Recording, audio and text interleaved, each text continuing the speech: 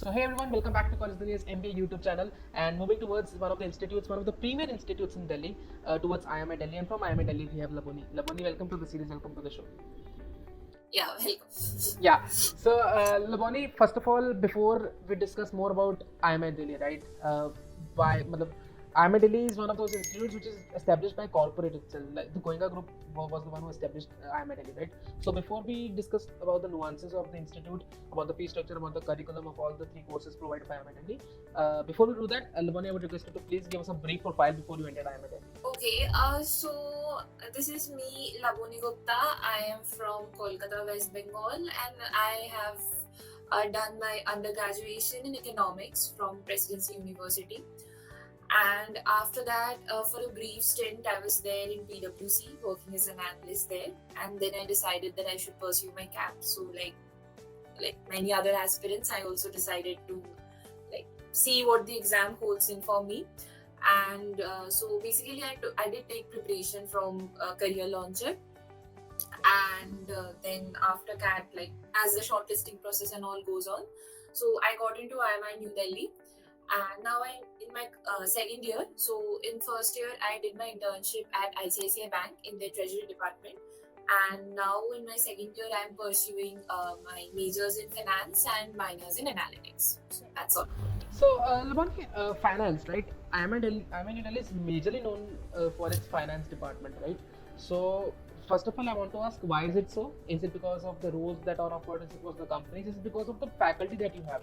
So, first of all, I want to know that aspect. I think it's a combination of everything. So we do have good finance roles coming from from really good companies in India's PFI sector as well as international companies. But primarily, I think I would like to, I would like to express my gratitude because we have a really brilliant set of teachers here. And because I am a finance, I might be a little biased towards it, but I take pride in saying that we really have good finance faculties in our college who are currently associated with other finance institutes also, like CF Institute and all the major banks and all that. So they our faculties are, I think, distinct in a way because they have good academic as well as corporate records, and so they can actually guide us on many fronts. And also on the case study competitions and all, we really do get we really get good support from them. Yeah. So, Labani, finance, right? So, what is the scope of specializations like marketing and operations in terms of the companies, in terms of the roles, and in terms of the curriculum that is provided to the students? So for marketing also, we really have good faculty. We have teachers who have published in in HBR, like Harvard Business Reviews and all. So we have cases from them, and we really have good teachers there. So I think there is a fair amount of scope for marketing. In terms of placement also, there are a lot of companies coming in for marketing roles, for sales roles, for marketing plus analytics role, contrary to the belief that marketing is a very subjective kind of thing. But we have a kind of mixed bag roles.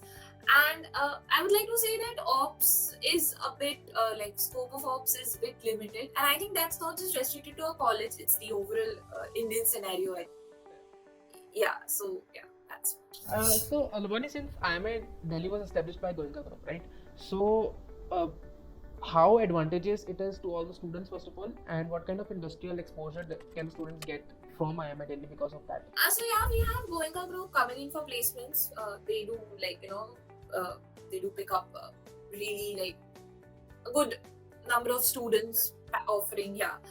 That part is there. Apart from that, I'll say because it is the first corporate sponsored B school in the country, I think our industrial exposure is also on the upside because we do really have sessions from industry panelists. We have sessions from Goenka Group as well as related people from related industries coming in.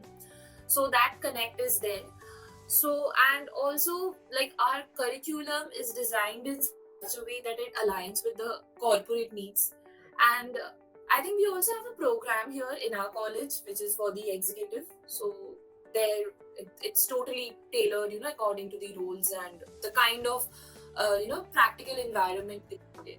So that setup is there in the college. Fair. So, Labani, let's talk about the curriculum itself, right? So, how is the curriculum designed? Like, is there an elective system? Is it a trimester system?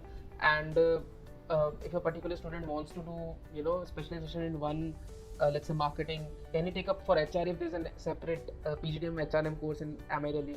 So, things like these. Can you please clear these things out for all the students? Okay, basically we have three programs: core, PGDM, and PGDM core, PGDM HR, and PGDM BFS. Yeah, BFSI. So I am from core. So in core is like a general management program. So first year we are taught everything, and I think first year more or less the curriculum is in line with the HR and BFSI also. Like, these subjects, because it's a trimester system. So maybe we are studying it at first sem, we are studying it at the third sem or second sem. Few subjects are different, like HR will have certain core HR papers in the first year, and BFSI will have certain core finance papers in the first year. But like subjects like the marketing first paper, finance first paper, ops one paper, strategy one paper, that is common, or eco stats, all these papers that are common for all the programs more or less. And then coming to the elective part, like second year is where we pick our electives. So we can pick our electives. We can also keep it general. It's not necessary that you have to major in something. You can have a general management if you want to specifically major and minor in subjects. So for major, we need to take 7 papers in the second year, and for minor, we need to take 4 papers. So that you can do across any stream you want: finance, analytics, ops, and management. But the difference is that you cannot do HR specialization if you are taking up core. So if you want to specialize in HR, you have to be a part of the PGDM HR program. But for finance, that rule is not there. So finance, you can specialize in finance if you were a core student as well. But yeah, like BFS, the BFS section, they get an advantage because few papers they also cover it in the first year. So yeah, so that there. And for the rest, anybody can pick any electives. Like if HR, if the person in PGDM HR has a knack for marketing, then he or she can pick up 2-3 papers in marketing. So that flexibility is there. But yeah, core people can't specialize in HR. Okay, so core people can't specialize in HR, right? So this is one of the very few newer things for me as well, Labuni, because in our previous interviews as well, like for IMT Ghaziabad and for other IIMs as well, they are free to pick courses, either specialization in HR or marketing, even if they have independent courses there. And I want to ask specifically about the BFSI program, right? So in BFSI program, so they have to major in finance, right? Yes. And one more thing was the fact that does IMI Delhi follows an umbrella placement thing where PGDM HR students can sit for the companies that are coming for core or for BFSI or things like that? So more or less, I think as there is a stark division in the curriculum of PGDM HR because they are specializing in HR. Right. Yeah, so mostly they look for those kind of roles, HR roles. Now, like the usual trend is PGDM core and BFS. Like core people who are interested in finance, and BFS people, they look for a certain kind of roles, and HR people, they look for certain kind of roles. So if the role is specific to HR, then it will be open only to HR. But again, there are certain kind, like let's say consulting roles, anybody can apply. So then it is same for all. So it depends. So the placement committee, they open the form and they do mention the eligibility. So it might, like according to the rule, that differs. Labuni, for example, if there's an HR student who is minoring in marketing, right, and a marketing company comes up, so will he be able to apply for that company, or it depends on the placement company? If that particular company isn't setting up, any criteria, because there are many companies who set up their own criteria for a specific GPA for some specific niches. If they're not setting up any particular criteria, then anybody can apply for that. Fair, right. So let's talk about the fee structure, Labuni, a little bit about, because at IMI New Delhi, there are hostels that have a little bit higher fee structure than the rest of their counterparts, right? And because of that, if a particular student is not able to grasp a hostel which has a comparatively lower fees, he tends to pay more, and the fee may touch to around 27 or 30 lakhs as well. So don't you think it is a little bit on the higher end when we compare its average package or ROI in general? So what is your take on that? Our fees is on the higher side. There is no point of ignoring that. But if you talk about the hostel, I think because one more thing I would like to talk about is the location. It's in a very prime location of Delhi. Like it's in the South Delhi with everything around us. So that advantage is there. And also the hostels are really good. Like I don't see like the food, the hostel facilities, the staff, everybody here is very welcoming. So if you actually want to get a home away from home, like I think that is that cannot be counted in monetary terms. Now if I come and talk about the ROI, and like that is what we calculate when we go to a B school. What is the ROI, return kitna mil raha hai? So I think the package matlab, I what I think I would just like to say that MBA is not only for a short term thing. Because the roles which we like, even from my college, we really had good roles coming in our undergraduation college also. And in terms of package, they might not be seen, they might not be very different. But the quality comes in the kind of roles you're being offered, the kind of companies you're getting to work at, and and the ladder you can pick up from there on. So the roles which are offered to MBA graduates are very different. So there are many people, even if we talk to our super seniors and to our seniors, so they tell us that maybe the the just to say like 1 year mein itna mila and 2 saal pehle I gave this, so that balance won't match. But in the long run, I'm not saying for a very long time, let's say for 3 to 4 years old, if you are in that space, you really have good jumps and and also you want to switches, so that's really good for our alumni. So I think that is one way to justify. So you feel like the kind of facilities that you get from IMI Delhi is justified when we consider the fee factor? Yeah, I won't say like perhaps it might not be justified to some, perhaps it might be justified to From a student to student. It's subjective. But I think if I'm to compare colleges, if I talk to my other friends regarding the facilities they are getting in their hostel and the food they're enjoying, or the other facilities on campus, like we have a Bloomberg terminal, we have 24/7 library access, and all the other features like our labs and all, they are all are really equipped. Like nothing is ever faulty ki ek computer kaam nahi karega. It's suspended then and there. So that level of facility we are getting from a college, so we need to like bear some premium of it. Right, true. So Labuni, one more thing, that can a particular student jump from BFSI to HR or go to BFSI to HR if there's an availability or there's an empty seat? I think you get to switch that in the initial span, but not once you are done, like once your semester is like, let's say after first semester. No, I don't think so that flexibility is there. Right, fair. So Labuni, one more thing, does IMI Delhi provides a student exchange program also? Yes, we do have a student exchange program where students mostly go in their 5th semester and 6th semester. So we do have collaborations with certain B schools in Europe, in like in States and everywhere. So actually the system is that we have a committee here, the IREC. So they are like a student committee. So they are in charge of these student exchange programs. So what happens is whenever these colleges, they float their forms, if they are ready to open, for the exchange, then this particular committee, they inform us, and students who wish to apply, they apply. So the system is that the fees get adjusted, the tuition fees get adjusted, and all the remaining expenses you have to pay, the student has to. Right. So, Labuni, talking about the selection process, I really want to know how was your admission process, and when are the IMI Delhi forms released, and what kind of admission process does IMI Delhi form follow? Like, is it only about PIs? Does it include GDs? Now, because last year during COVID, I think they just took the interview, right? But this year, has the process changed, and are you aware of that? Please help the students in guiding them. Yeah, I mean the process keeps on changing every year. So during our times, it was we had we had PI, and after my PI, I was given a topic where I had to it was a extempo. Yeah, it was an extempo kind of thing.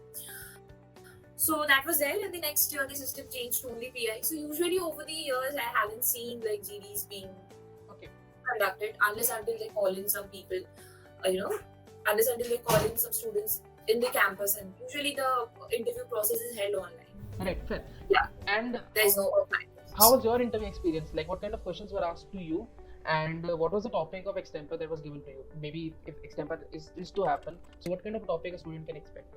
Actually, the interview, like any other B school interview, it's more on generic terms like general knowledge, current affairs, and all that things which are there, and also relevant to your relevant to my work, relevant to my undergraduate, like my stream was economics. So questions based on that.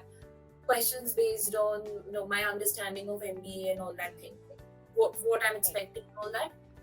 And my example, I think that point of time, like Russia-Ukraine war was like a very hot topic. So my example was based on that.